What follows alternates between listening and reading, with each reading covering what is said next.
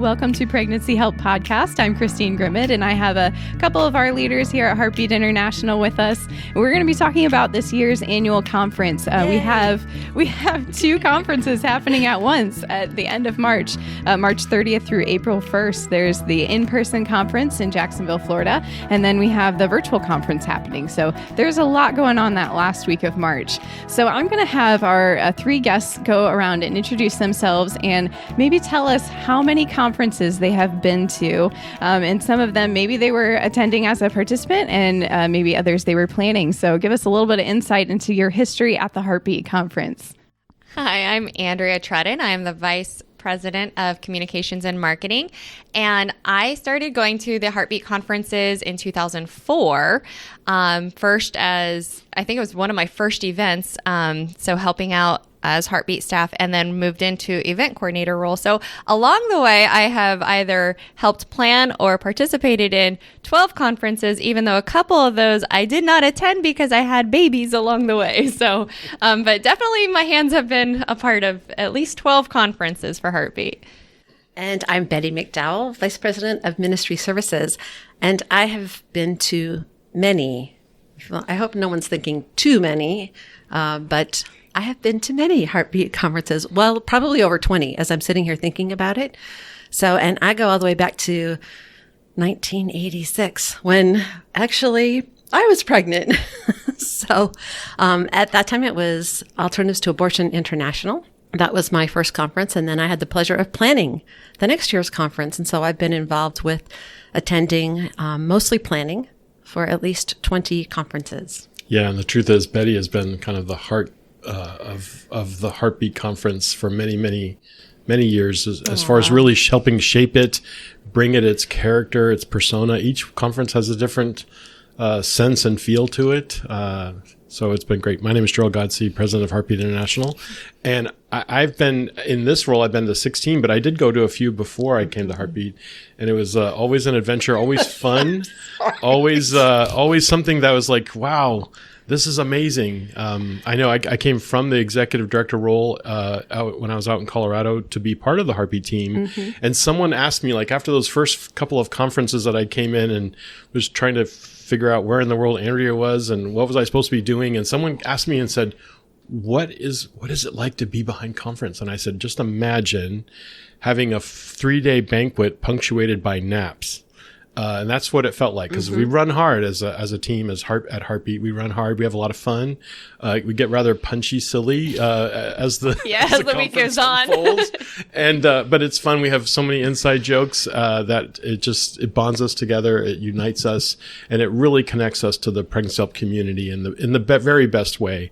One of our hopes is that everybody that joins the Heartbeat team as an employee, even if they've just started. Actually, last year we had a couple start literally on the first day of conference, and it was like it was amazing. They're still with us, I think. Yeah, they are. Yeah. They're joining us the again. Therapy worked really well.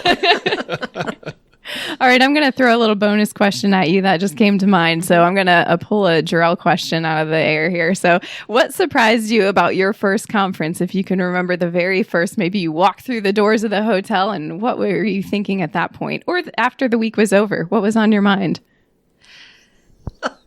Go ahead, Betty, because you started the furthest back, then I can go, and then Jor-El. Back in the day. No, the very first conference I attended, I walked in and I just thought, what am I doing here? Who are these people? And do I really fit in? That was probably what was going through my mind. And it was actually at that conference at the time, back then, it was announced from the stage that, hey, we want to get together next year. So who in the audience wants to host the next conference? And in my innocence and naivete, I had volunteered Peggy Hartshorn to head up the next conference, There's a theme here. which is what we ended up doing. So by the end of the conference, I was like really sold out and very excited. And I think the other thing that surprised me was the variety of people, because again, you had maternity homes, you had physicians, you had those in pregnancy centers, you had those already in medical clinics. So the variety was surprising to me, as well as the shock of at the end deciding that I did belong. So for me, it was my first real immersion into pregnancy help because I had just started with Heartbeat International out of college with background in media and such. And so I had started with Heartbeat, helped get materials together, and then was at conference. So I was surrounded by pregnancy help organizations, and it was great because I got to attend the workshops. Of course, I was working and having conversations, helping with the resource table and Heartbeat Central at the time, and really getting to know people. But I was, and this is still true today, everybody is just so full of joy. And the energy when you enter the room was just astounding to me. And then, of course, getting together for praise and worship and just feeling the energy. Even back then, I remember just being like, this is a holy event.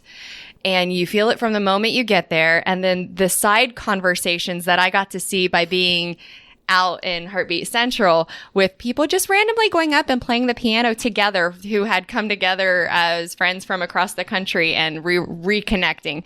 Those connections really stuck with me. So for me, there's not a surprise to show up at a Heartbeat conference and realize that there's only 12 guys and all these women. Grown. Like, that was not a surprise.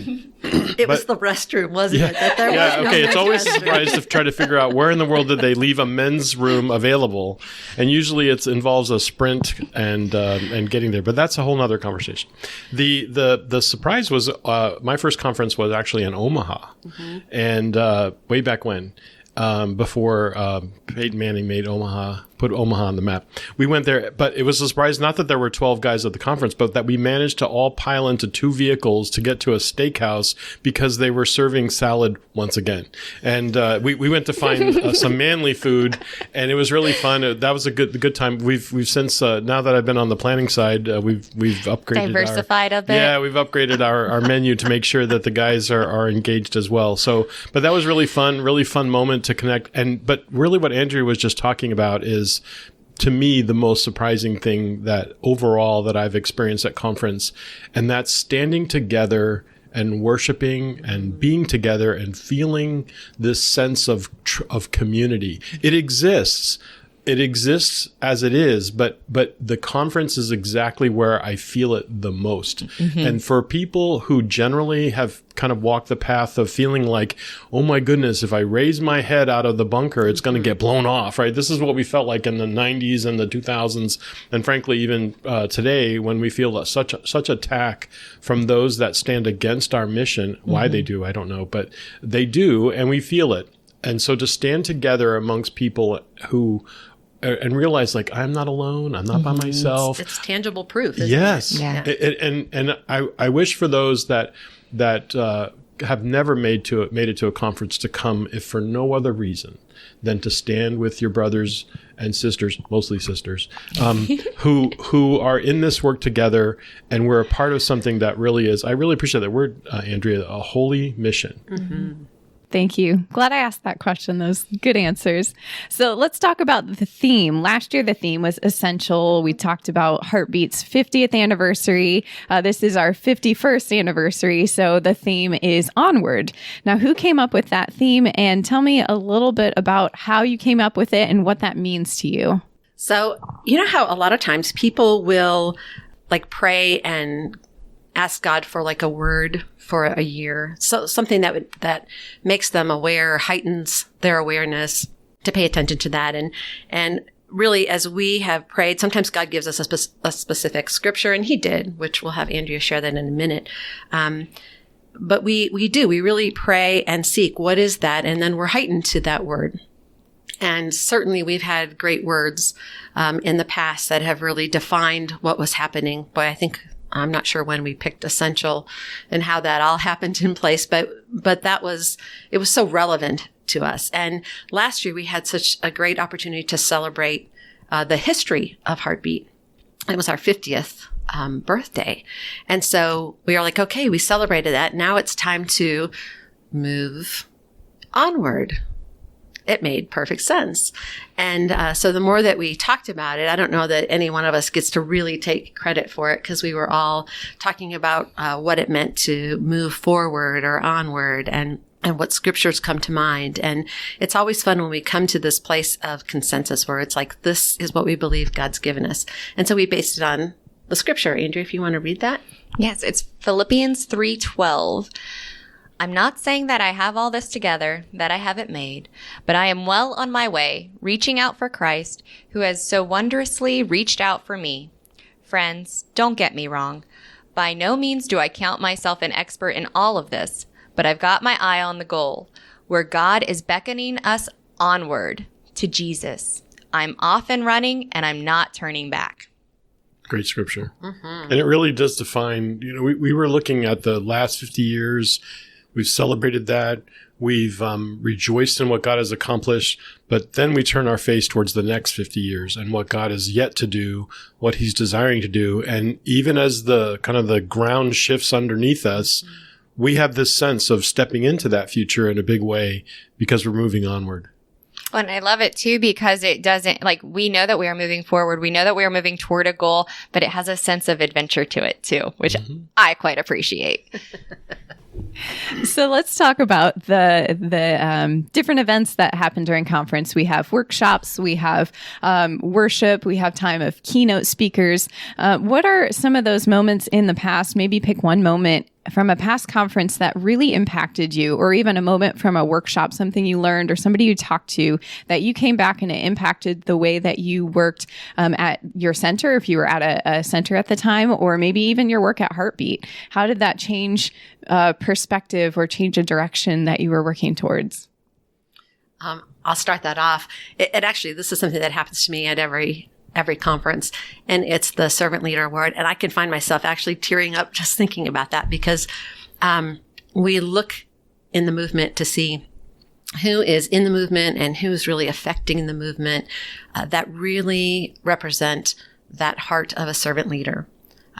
It's kind of the upside down pyramid of, you tend to think of the leader at the very top and people are serving that leader, but really servant leadership is that flipped. And so it's always fun to be aware and look and discover and of people in the movement. There are so many who have such servant hearts and that servant heart of leadership.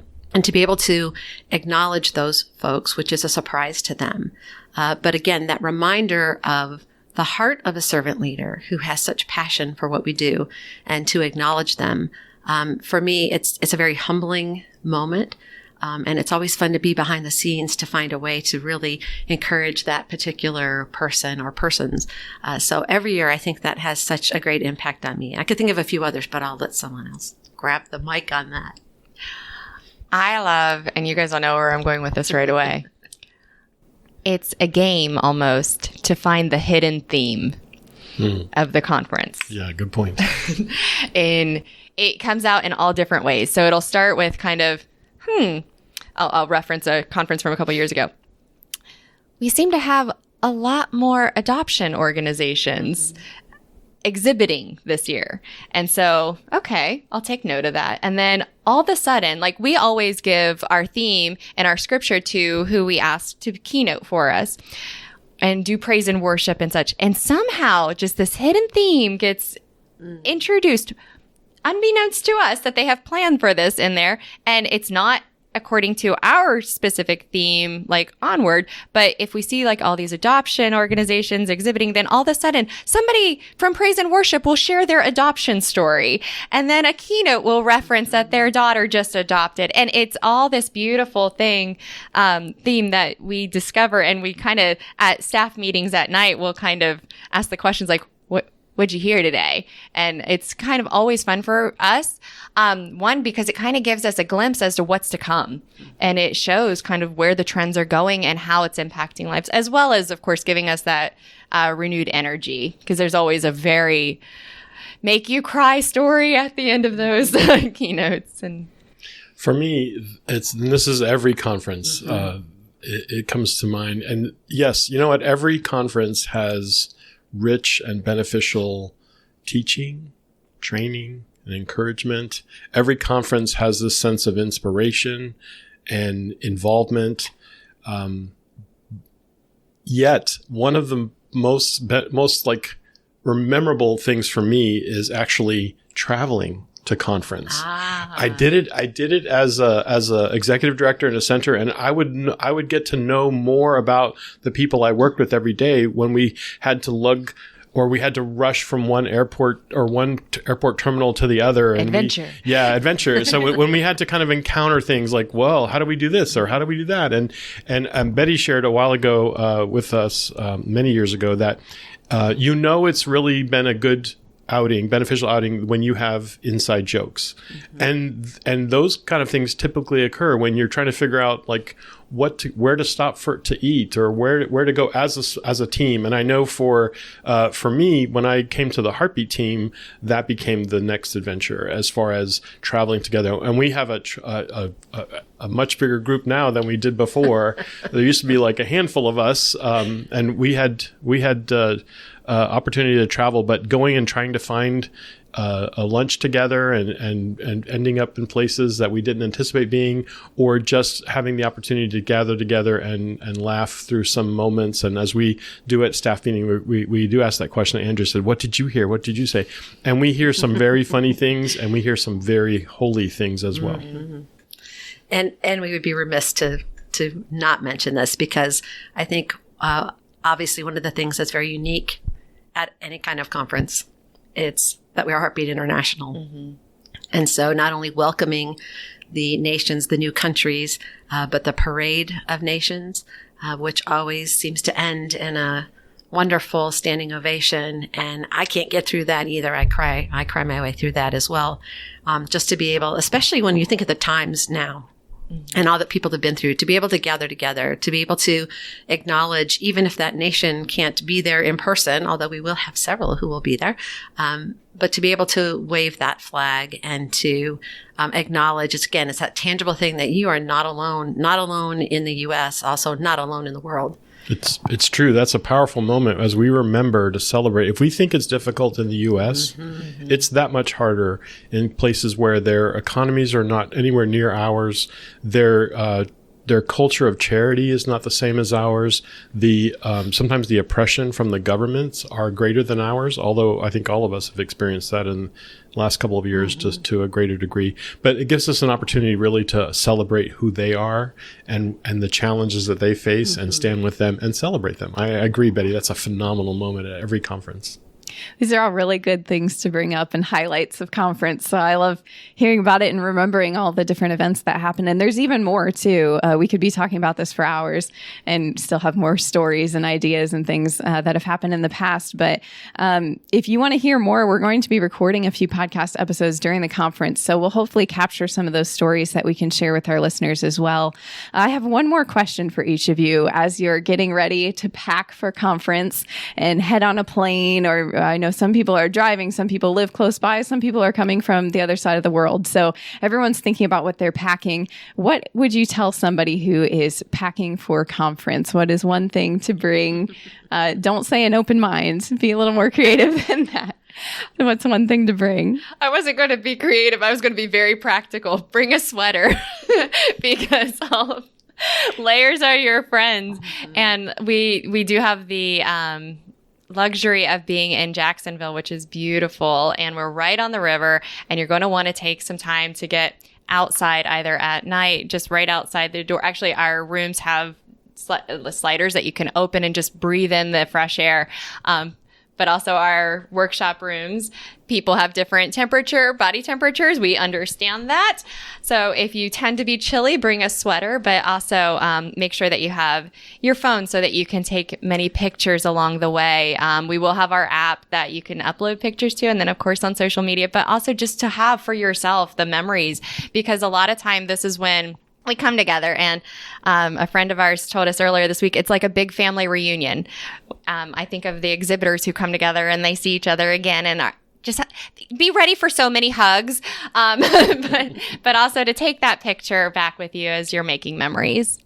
So the practical is definitely shoes. Brand new ones that you've never worn before. Never. Yeah, that's great advice. Never bring a brand new pair of shoes and plan to break them in at a conference. So you heard it here first, folks. Don't do that. So that's the practical. The other is, I know you don't like to go out to the nebulous stuff, Christine, but I'm going to give you anticipation.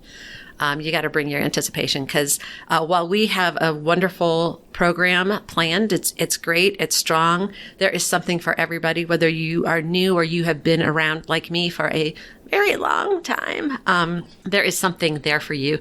And so you want to come ready and excited. And as has been pointed out, how we set this program, we do all this work, but we know that, right, unless the Lord builds the house, we labor in vain. And the Lord has yet to leave us in a place of disappointment, always shows up, and there's always wonderful things that happen that flow through and in the conference. So that's where I would go. I'm surprised you didn't say product.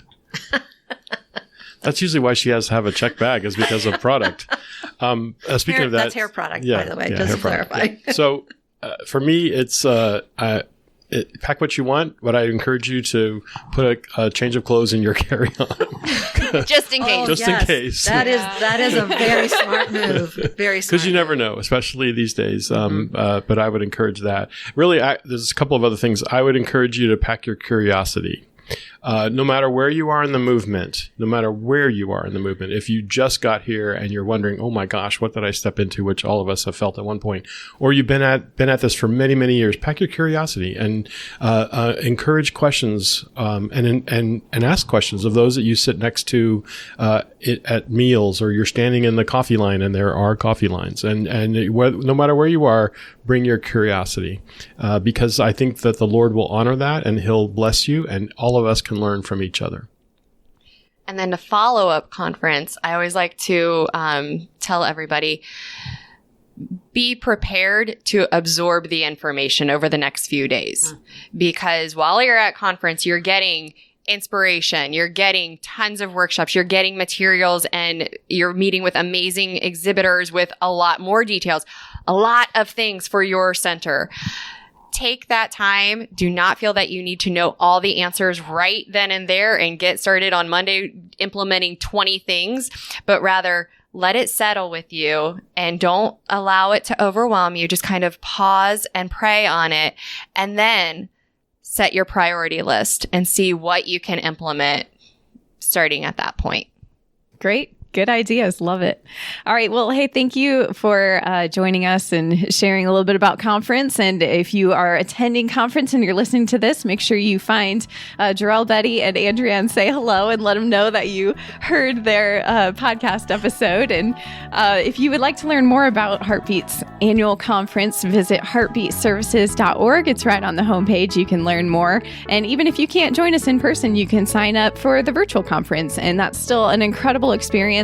We have a virtual exhibit hall, which is pretty cool. You can still talk to other people, chat with others on discussion boards.